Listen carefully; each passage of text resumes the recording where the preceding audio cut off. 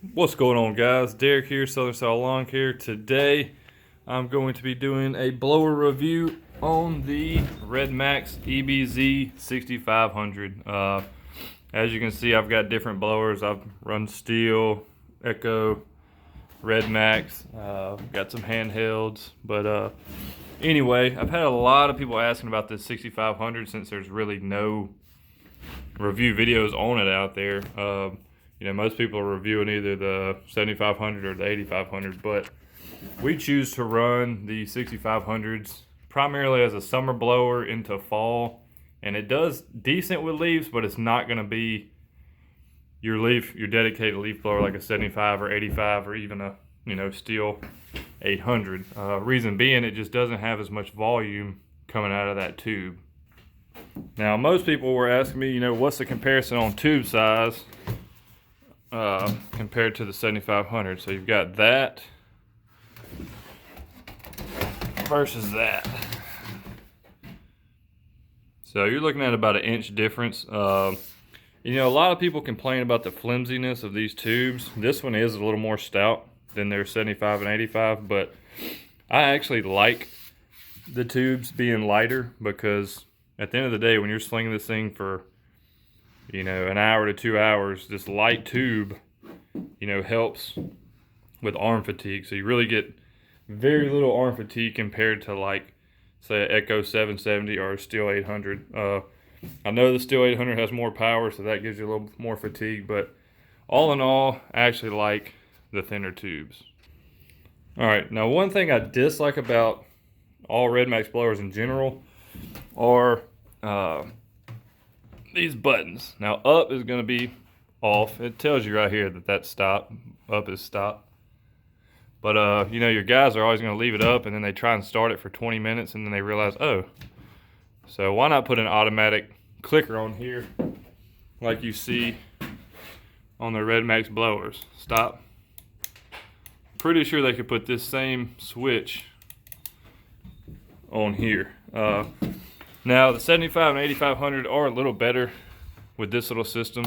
I like that, but still, you know, stop is stop and off is off. So that's gonna be your differences. 75 and 8500 come with this style handle with your cruise control right there.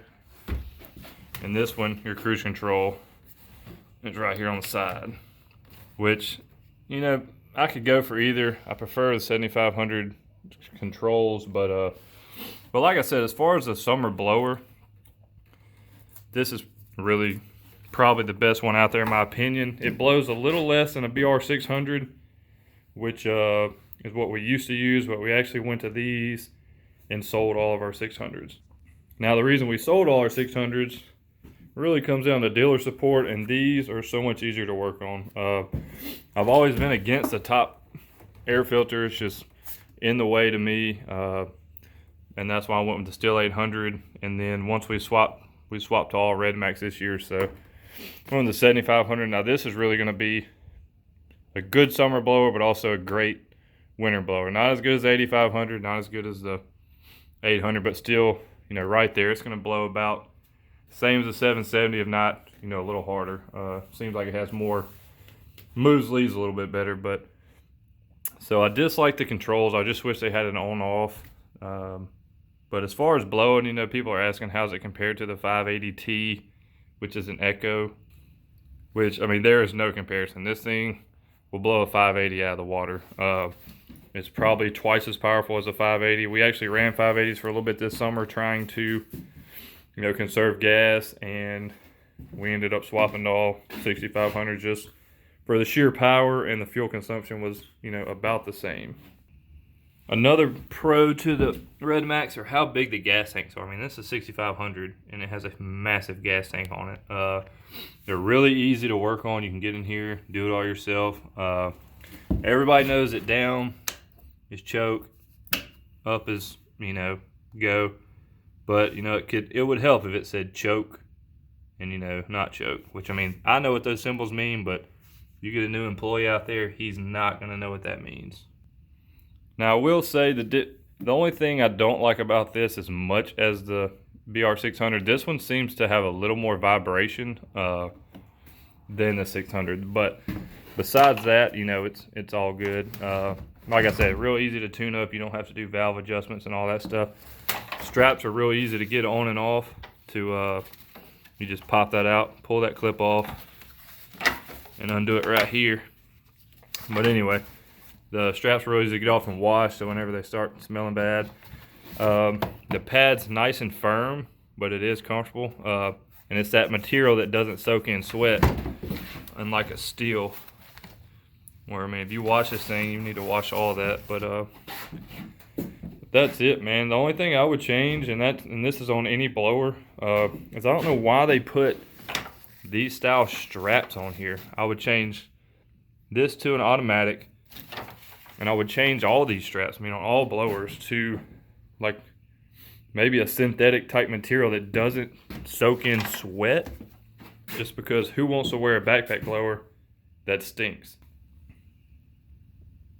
And yeah, I mean, who wants to wear a backpack blower that stinks? I mean, first job of the day, you put it on and you smell like you've been working all day, and it's just, you get other guys' funk on you, it's just nasty. So I have my own blower. I usually just use a 7500, and that's just how I keep from having to deal with that. But like I said, they're easy to take off and wash, but I just think all those companies should take that in consideration. Make these straps out of something like waterproof that keeps the sweat out of these pads, because they just get nasty super quick.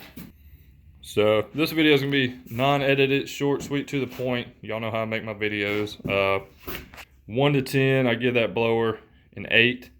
They need to change the handle on it to an automatic, and really that's about it. The rest of it's pretty nice, but that little handle can be confusing. I've actually watched my guys try and crank this blower multiple times, and then I go over there and flip the switch, and you know, they're like, oh, but you know, if you're not there, you know, they'll probably be doing that all day and think it's broke. But anyway, that's it. I'm gonna do a short demonstration with it blowing leaves. We just resodded over here, so I literally just blew all these over here with it. They are thick, wet. Like I said, it's not gonna be edited very well. I'm gonna literally hold this camera and show it blowing from my point of view. So if you don't want to watch this part, you know, go ahead and click off. But we're gonna blow these over to there with a REDMAX 6500.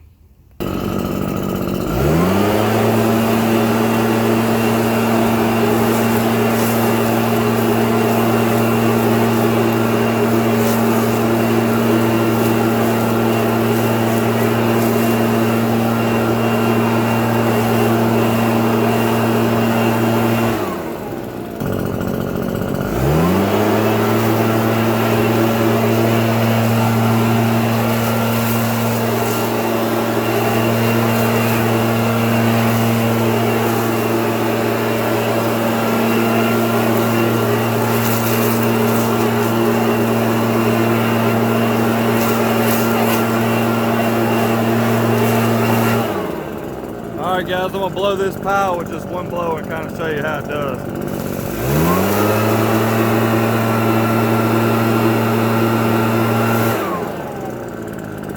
Pretty good, way better, not even comparable to an Echo 580.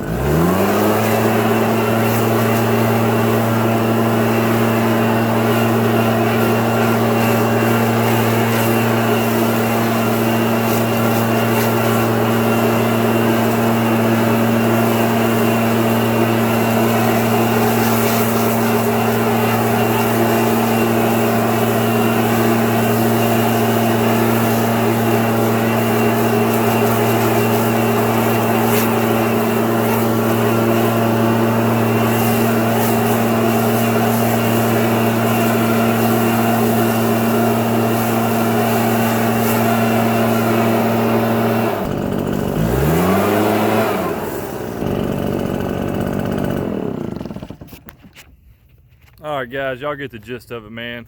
This thing's pretty legit. If y'all haven't given REDMAX a try, go check them out. We run the 6500s in the summer and the 7500s, and in wintertime 75s. And the steel, we're probably going to get some 8500s, 8550s and see how they work. But like, subscribe, comment, let me know what you want to see, and I'm going to finish taking care of this little bitty bit of leaves. But this thing does do a great job. I mean, it got those leaves from over there.